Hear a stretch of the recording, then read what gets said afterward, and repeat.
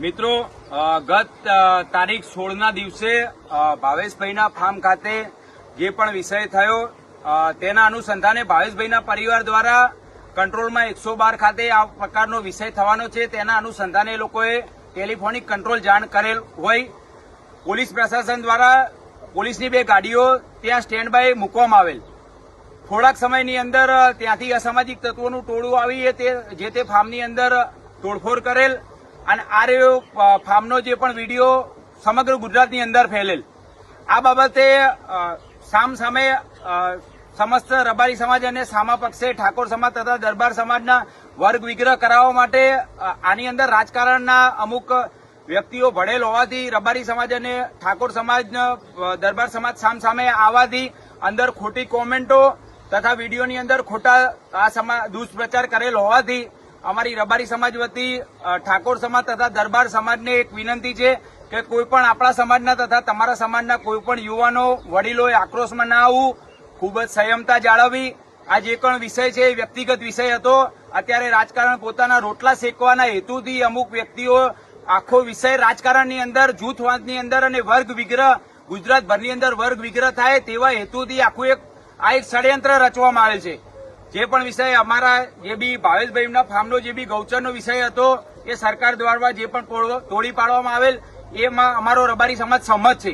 પણ ભવિષ્યના દિવસોની અંદર જો અમારા રબારી સમાજના કોઈ પણ યુવાનોને આવી રીતના રાજકારણની અંદર ટાર્ગેટ કરવામાં આવશે અને ખોટી રીતે કનડગત કરવામાં આવશે તો ગાંધીનગર ખાતે સમસ્ત રબારી સમાજ, ભરવાડ સમાજ અને સમસ્ત માલધારી સમાજ આ બાબતે ઉગ્ર આંદોલન કરશે, જેની સરકારે નોંધણી લેવી.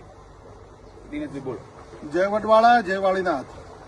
જિલ્લિયા મુકામે જે ઘટના બની એ ઘટનાના અંદર આજે મારા સમાજના આગેવાનો, વડીલો બધા ભેગા થઈ અને જે દરબાર સમાજ, ઠાકોર સમાજને અમે એવી વિનંતી કરીએ છીએ કે પહેલેથી જ રબારી સમાજ, દરબાર સમાજ કે ઠાકોર સમાજ એક ભાઈ, એક આપણે એકબીજાના પરિવાર તરીકે રહ્યા છીએ.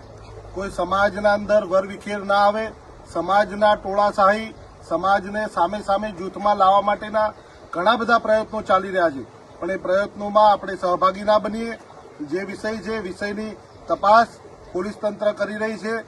વિશ્વાસ છે તંત્ર પર, વિશ્વાસ સચોટ તપાસ કરશે અને જ્યારે કોઈ પણ વ્યક્તિને ટાર્ગેટ કરવામાં આવે છે ત્યારે સમાજ વિશેના અભદ્ર ભાષાના વિડીયો ઘણા બધા અમે જોયા છે. તો જે તે વિડીયો મૂકે છે એમને પણ હું કહેવા માંગુ છું કે સમાજ ઉપર કોઈ ટિપ્પણી એવી કરવી નહીં. બાકી અમે રબારી સમાજ, માલધારી સમાજ ભેગો થઈ અને હાઈકોર્ટ સુધી એમના સામે અમે કડકમાં કડક પગલાં લેવાના છીએ. અને જે અત્યારે વિવાદ ચાલી રહ્યો છે એ સામાજિક વિવાદ ના બને એની અપીલ કરવા માટે આજે રબારી સમાજ ભેગો થઈ અને આ વિડીયોના માધ્યમથી લોકો સુધી મેસેજ પહોંચાડવા માંગીએ છીએ.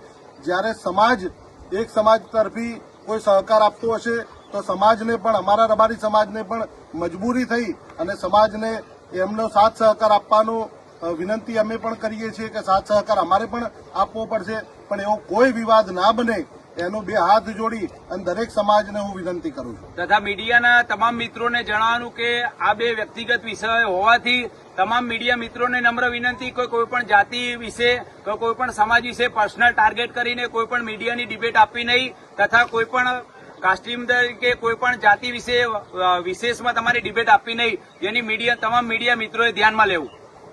જય વાળીનાથ.